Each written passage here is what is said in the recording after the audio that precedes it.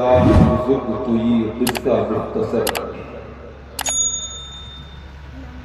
مختصر سی یہی کہانی ہے، جو بھی ہے ان کی مہربانی ہے، جتنی سانسوں نے ان کا ذکر کیا بس وہی اپنی زندگانی ہے۔ رضائے مصطفیٰ کانفرنس و جشن دستار حفظ قرآن کے پاکیزہ منبر شریف پر جلوگر لائق صد احترام علماء اہل سنت، حفاظ و قرہ حضرات، جملہ ائمہ مساجد اہل سنت، مدرسین مدارس اہل سنت، طالبان علوم نبویہ اور تمام تر سامعین و سامعات، السلام علیکم ورحمۃ اللہ وبرکاتہ۔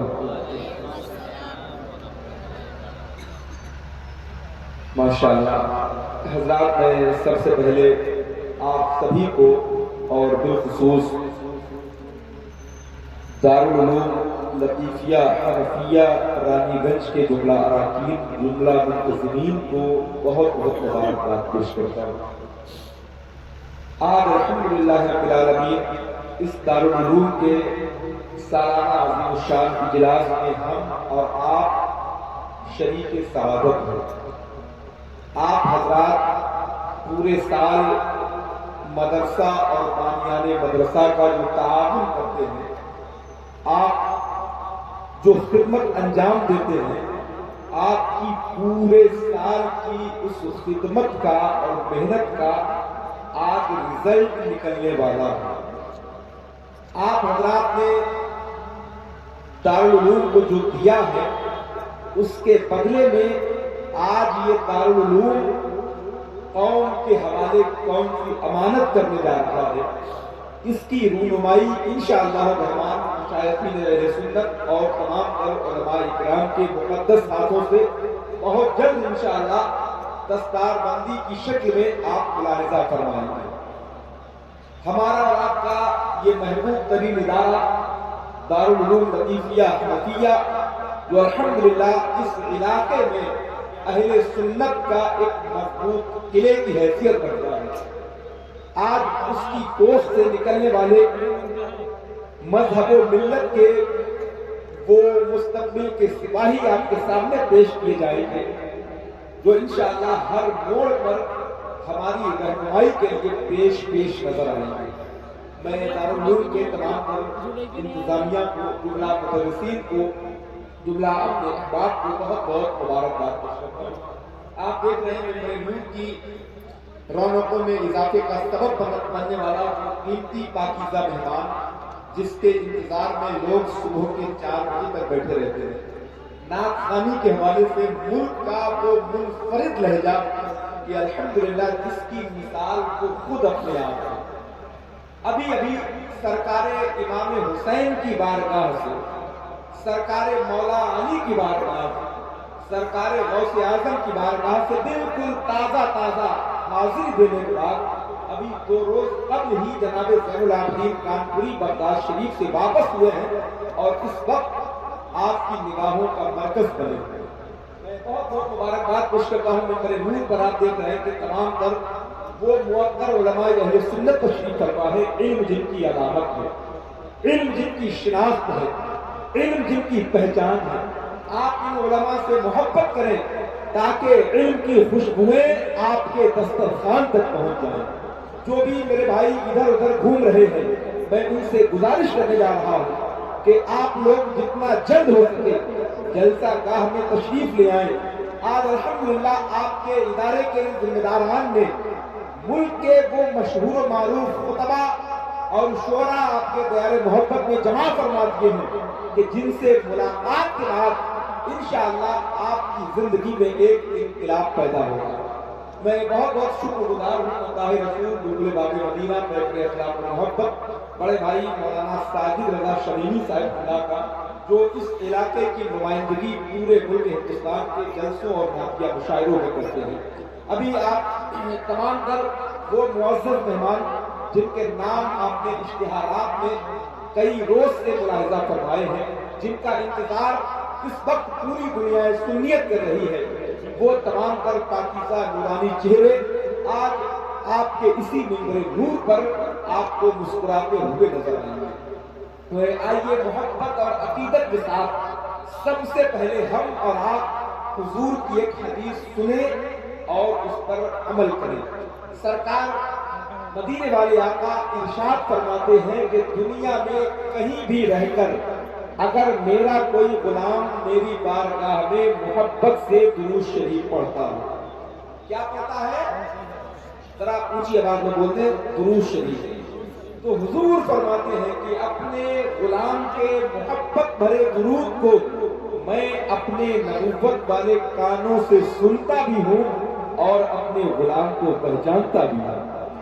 تو اب ان علماء اہل سنت کے ساتھ ساتھ اگر آپ سب کا بھی یہی عقیدہ ہے تو اپنی آواز میں اپنے دل کی آواز کو شامل کریں اور بآواز بلند درود پاک کا نذرانہ پیش کریں۔ اللہم صلی علی سیدنا مولانا محمد وعلی آل سیدنا مولانا محمد وبارک وسلم، صلو علیہ وسلم، صلاۃ و سلام علیک یا رسول اللہ، صلاۃ و سلام علیک یا حبیب اللہ۔ ایک مرتبہ اور نبی اور آل نبی پر ذرا جی لگا کر درود پاک پڑھنے۔ اللہم صلی علی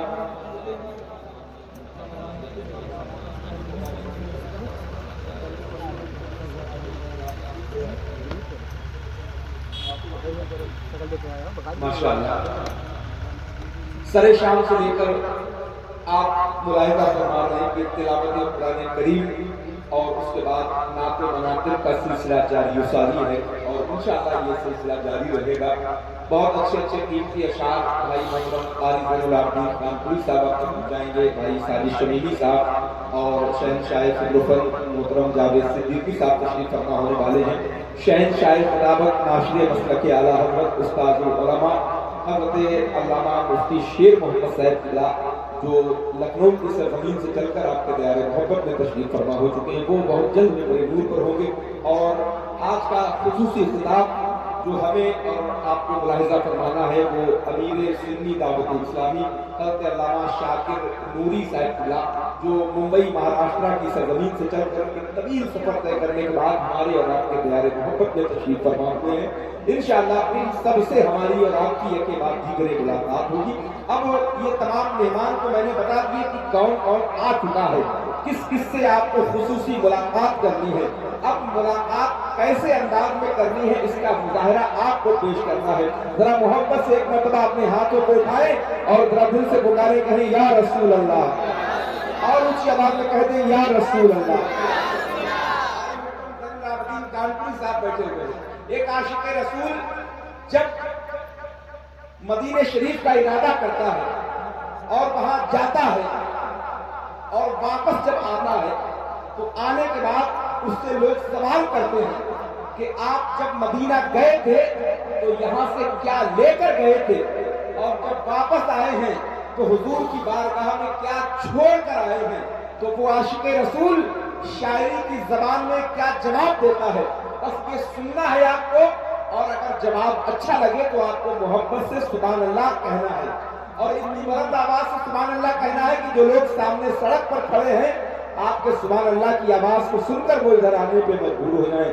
تو عاشق رسول کہتا ہے کہ بتائیں کس طرح وہ لوگ کیا کیا چھوڑ آئے ہیں، بتائیں کس طرح وہ لوگ کیا کیا چھوڑ آئے ہیں جو دیوانے میرے آقا کا روضہ چھوڑ آئے ہیں۔ کیا کیا چھوڑ آئے ہیں، بتائیں کس طرح وہ لوگ کیا کیا چھوڑ آئے ہیں جو دیوانے میرے آقا کا روضہ چھوڑ آئے ہیں۔ اور ابھی میرے بھائی نے ایک شعر پڑھا تھا، کچھ ایسے بھی لوگ ہیں جو بہت عجیب طرح کی باتیں کرتے ہیں، میں کسی کا نام نہیں لوں گا، بس شعر پڑھوں گا، انشاءاللہ آپ خود ان تک پہنچ جائیں گے۔